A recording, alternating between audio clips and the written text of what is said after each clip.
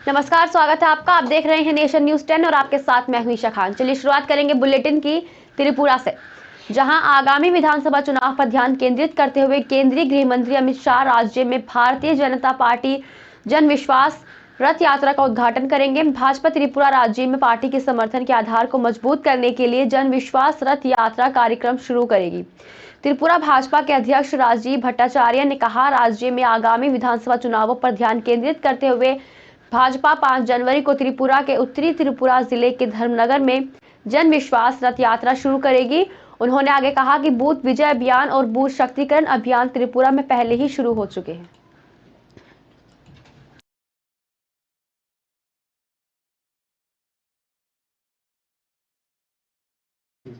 उत्तर प्रदेश में आगामी नगरीय चुनाव को लेकर कोर्ट के फैसले के बाद अब प्रदेश में ओबीसी आरक्षण को लेकर सियासत जोरों पर है। इसको लेकर बसपा सुप्रीमो मायावती ने बीजेपी पर जमकर निशाना साधा।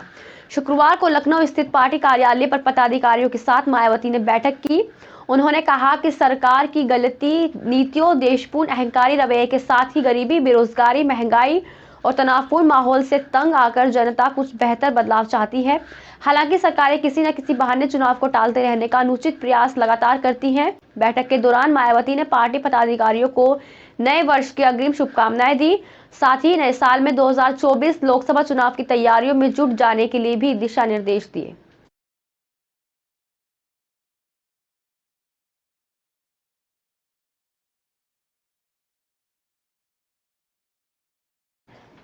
आपको बता दें, जनपद बिजनौर के एसपी दिनेश सिंह और SP city doctor Praveen Ranjan ने एसआरएस मॉल बिजनौर पर पुलिस मुख्यालय द्वारा निर्गत आदेशों निर्देशों के क्रम में नववर्ष के अवसर पर क्षेत्रीय आमजनों को यूपी 112 की सेवाओं की जानकारी देने के संबंध में लगाए गए स्टॉल को भ्रमण किया और वहां पर उपस्थित आमजनों से वार्ता कर यूपी 112 की सेवाओं के संबंध में जानकारी दी गई।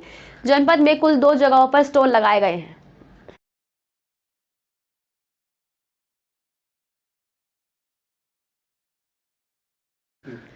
खबर बिजनौर से है, जहां सड़क किनारे विशाल अजगर सांप मिलने से हड़कंप मच गया। अजगर सांप को देखने के लिए मौके पर ग्रामीणों की भारी भीड़ जमा हो गई। सूचना पर पहुंची वन विभाग की टीम ने अजगर सांप को रेस्क्यू किया और जंगल में छोड़ दिया। इसमें ग्रामीणों का कहना है कि अगर अजगर सांप को रेस्क्यू नहीं किया जाता तो कोई भी बड़ी घटना हो सकती थी।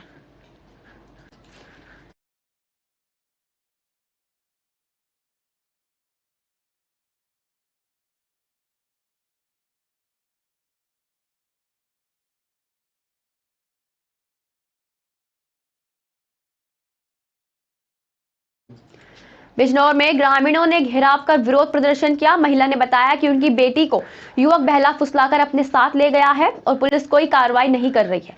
दरअसल आपको बता दें कि सैकड़ों की तादाद में पहुंचे ग्रामीणों ने थाने का घेराव कर विरोध प्रदर्शन किया।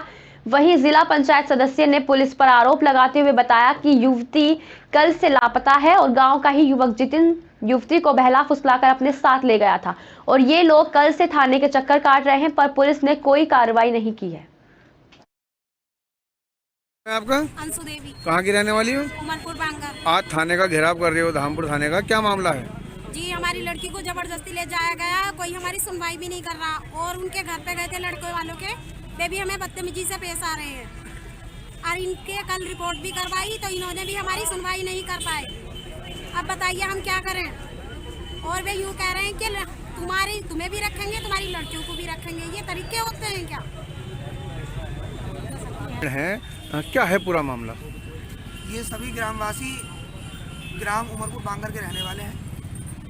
कल दिनांक 29 तारीख से ग्राम उमरपुर बांगर की एक बहन हमारी जो है वो लापता है और उसकी मम्मी भी यहाँ उपस्थित है और कल से ये लोग थाने के चक्कर काट रहे हैं, लेकिन अभी तक पुलिस ने कोई कार्रवाई नहीं करी थी, जिसके लिए हमने ट्विटर के माध्यम से इसकी शिकायत दर्ज करी और अभी 10:42 पे जब आज 2 दिन हो गए उसके बाद आज मुकदमा लिखा गया और अभी भी ये लोग यहाँ आए हुए हैं। इनकी शिकायत है कि पुलिस ने कोई जो वैधानिक कार्रवाई अभी तक नहीं करी है, ना गांव में जाकर लड़की की तलाश करी है, ना जिसका नामदर्ज मुकदमा है, ना उन्हें अभी तक पकड़ा गया है और लगातार पुलिस इन पर दबाव बनाने का काम कर रही है और इन्हें लगातार टाल रही है। बिजनौर में थाना प्रभारी ने एहतियात के तौर पर सभी धर्म गुरुओं की एक बैठक बुलाई। थाना प्रभारी पंकज तोमर ने धर्म गुरुओं से अपील की कि किसी भी मंदिर या मस्जिद, गुरुद्वारा जैसी धार्मिक स्थलों से अतिरिक्त लाउड स्पीकर उतार दें। शासन के आदेश अनुसार थाना प्रभारी ने सभी धर्म गुरुओं से अपील की किसी भी धार्मिक स्थल से अजान या भजन की आवाज बाहर ना जाए। इसी को लेकर सभी को थाना प्रभारी ने थाने में बुलाया। बैठक में नगर के सभी धर्म गुरुओं ने बढ़ चढ़कर हिस्सा लिया और पुलिस के साथ कंधे से कंधा मिलाकर चलने का आश्वासन दिया।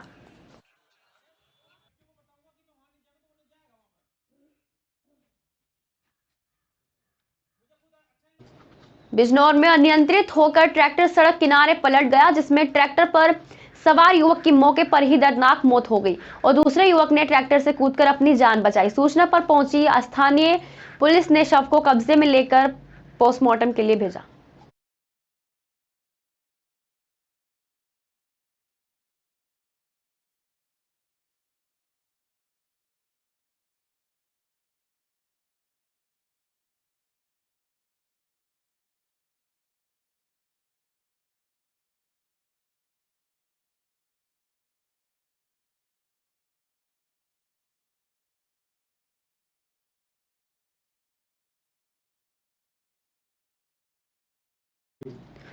देवास शहर में आबकारी के संभागीय उड़न दस्ते के अधिकारी द्वारा निरीक्षण के नाम पर कागजी लीपापोती की गई और शराब के ठेकेदारों को खुश कर दिया गया।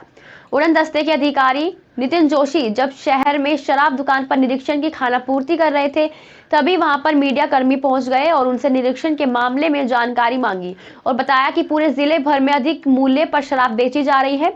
डायरी के नाम पर अवैध शराब का धंधा ठेकेदारों द्वारा कराया जा रहा है। इतना ही नहीं, अधिकांश जगह अवैध अहाते संचालित किए जा रहे हैं।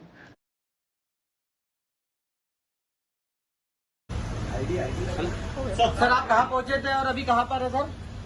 किस बात को लेकर निरीक्षण तो बता दीजिए, मुझे बता सकते हैं आप अधिकृत सर शहर भर में जो है ओवर रेटिंग चल रही है, उसके बाद डायरी बिक रही है, डायरी प्रथा जो है ये करोड़ों रुपए की सर एक डायरी प्रथा शहर में चलती है, ठेकेदार द्वारा लागू की गई है। क्या कहना आपका? ये आबकारी अधिकारी बिना कार्रवाई किए जाते हुए विभागीय उड़न दस्ता देख सकते हैं। विभागीय उड़न दस्ता बिना कार्रवाई किए जाते हुए आपने कार्रवाई के विषय में बताइए, कम से कम वरिष्ठ अधिकारियों को नहीं, वो ठीक है, लेकिन आप मीडिया को तो बताइए ना। कार्रवाई की रिपोर्ट वरिष्ठ हम अधिकारियों को पब्लिक से जुड़ रहे हैं ना सर। आप किसलिए आए? डायरी प्रथा क्या है? डायरी प्रथा क्या है जिले भर में? आप कहाँ से आए ये तो बता दीजिए। संभागीय उड़न दस्ता। आपका नाम क्या है? मैं रिपोर्ट आपकी मिल जाएगी, ठीक है। लेकिन ऐसा क्यों जा रहे हैं आप? मतलब बिना कोई कार्रवाई के क्या है मतलब? मेरी कार्रवाई हो चुकी है, मैं करवा दूंगा। सर कितनी जगह गए थे आप यहाँ पर देवास शहर में? कितनी जगह पर आपने चेकिंग की है? खुलेआम बिक रही शराब पर प्रतिबंध लगाने की बजाय संभागीय उड़न दस्ता भागते हुए लक्सर कोतवाली पुलिस ने एक और फर्जी भर्ती सेंटर का भंडाफोड़ किया है। भर्ती सेंटर चलाने वाले मास्टरमाइंड समेत पुलिस ने 2 आरोपियों को भी गिरफ्तार किया है। गिरोह का मास्टरमाइंड विपिन MSc पास है और वो बेरोजगारी से नौकरी के नाम पर ठगी करता है। मुकदमा दर्ज करने के बाद पुलिस ने गंभीरता दिखाते हुए पुलिस टीम का गठन किया। जांच में सामने आया कि कुछ लोग फर्जी भर्ती सेंटर चलाकर बेरोजगारों को ठगते हैं। इनके कब्जे से फर्जी नियुक्ति पत्र, कंप्यूटर, लैपटॉप और कई लोगों के शैक्षणिक प्रमाण पत्र और अन्य कई सामान बरामद किए गए हैं। फिलहाल गिरफ्तार दोनों आरोपियों को न्यायालय में पेश कर दिया गया है।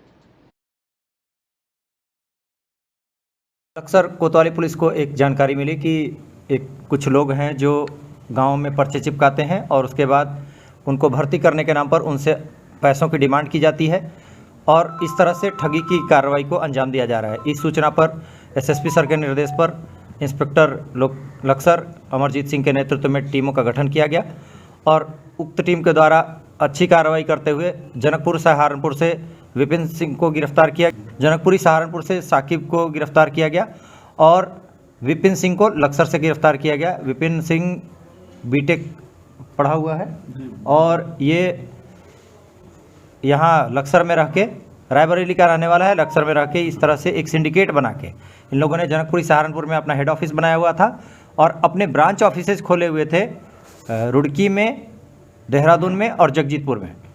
अब भारतीय क्रिकेट टीम के स्टार खिलाड़ी ऋषभ पंत दिल्ली से अपने घर उड़ के आते हुए सड़क दुर्घटना में घायल हो गए थे। इसकी सूचना मिलते ही देश भर में उनके प्रशंसक काफी आहत हुए। अखिल भारतीय अखाड़ा परिषद के अध्यक्ष महंत रविंद्रपुरी द्वारा ऋषभ पंत के जल्द स्वस्थ होने के लिए मंदिर पर विशेष पूजा अर्चना की गई। साथ ही मंदिर में ऋषभ पंत के लिए तब तक अनुष्ठान किया जाएगा जब तक ऋषभ पंत पूरी तरह से स्वस्थ नहीं हो जाते। हमारे रुड़की के नहीं बल्कि पूरा उत्तराखंड के रतन है वो, तो बहुत अच्छे खिलाड़ी हैं। जब हमें सुबह ये घटना का पता लगा तो हमें बहुत दुख हुआ। तो आज हमने मनसा देवी में उनके लिए पूजा, विशेष पूजा की है। मैं माँ भूति से प्रार्थना करता हूँ कि उनको जल्दी से ठीक हो जाए और जल्दी से जो है अपना काम पूरे हिंदुस्तान में उनका नाम है। तो हमें उनसे बहुत प्रेम है, बहुत दिली प्रेम हमारा उनसे। मैं माता मनसा मैया के लिए जब तक वो ठीक होंगे तब तक हम उनका अनुष्ठान करते रहेंगे और मुझे पूरा विश्वास है वो बहुत जल्दी से ठीक हो जाएंगे। उत्तराखंड में नए साल की व्यवस्था को लेकर पुलिस पूरी तरह मुस्तैद है। जनपद उधम सिंह नगर के पुलिस मुखिया के निर्देशों पर शहर के जगह जगह बैरिकेडिंग और चेक पॉइंट लगवाए गए हैं। सैलानियों को परेशानी से बचाने के लिए हुड़दंगियों पर नकेल कसने के लिए वरिष्ठ पुलिस अधीक्षक मंजुनाथ टीसी के कड़े निर्देश हैं। जनपद उधम सिंह नगर में बाहरी जनपदों से आने वाले पर्यटकों के नैनीताल जाने के लिए डायवर्जन और बैरिकेडिंग लगाकर डाइवर्ट किया जा रहा है।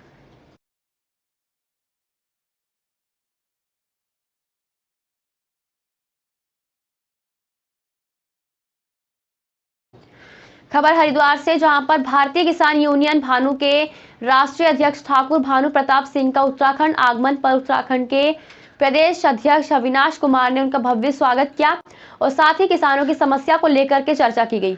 वहीं अविनाश कुमार ने कहा कि हमने प्रशासनिक अधिकारी के माध्यम से उत्तराखंड के मुख्यमंत्री को ज्ञापन भेजा है, जिसमें जल्दी किसान आयोग के गठन की बात के साथ साथ किसानों की अनेक समस्याओं को जल्द निस्तारित करने की मांग की गई है।